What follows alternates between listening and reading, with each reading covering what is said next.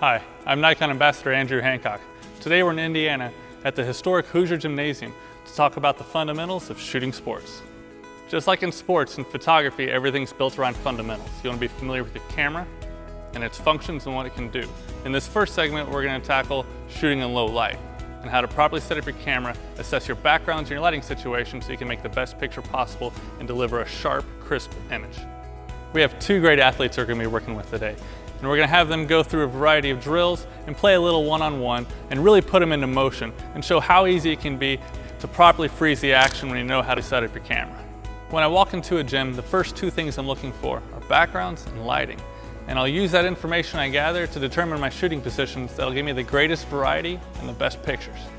Today I'll have my cameras set up for continuous autofocus and I'll be selecting a single point so I can accurately track my subjects as they move up and down the court and throughout the frame.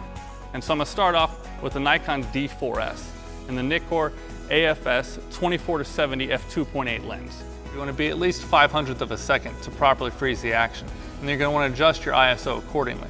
For me, I'm starting off at 5000 ISO, which I'm really not worried about with this D4S. For my first shooting position, I selected a position in the corner. And this is my preference oftentimes for shooting sports, is to get as low to the ground as you possibly can. When shooting athletes, you want them to look powerful and heroic. And getting lower to the ground really elevates them in the frame and makes them look that much more powerful.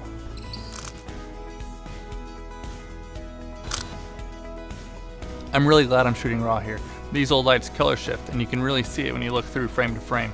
But shooting raw gives me a lot of latitude to easily correct that in post-production.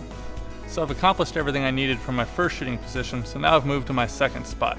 Now this time I'm center baseline down court under the basket. The reason why I like this position is when shooting with the 7200mm lens, it allows me to really maximize the clean background that I have when I'm shooting down court. So hey, one more time. So this is what it looks like here, that's why I said, move those arms. When you use those arms, you get a lot of separation. That's the fundamentals of shooting action in a low light situation. We've got a facility with some great backgrounds and a really difficult lighting situation. We came in, assessed what we had, made our lens and camera selections, found our shooting positions that gave us the greatest variety, and we made a lot of pictures.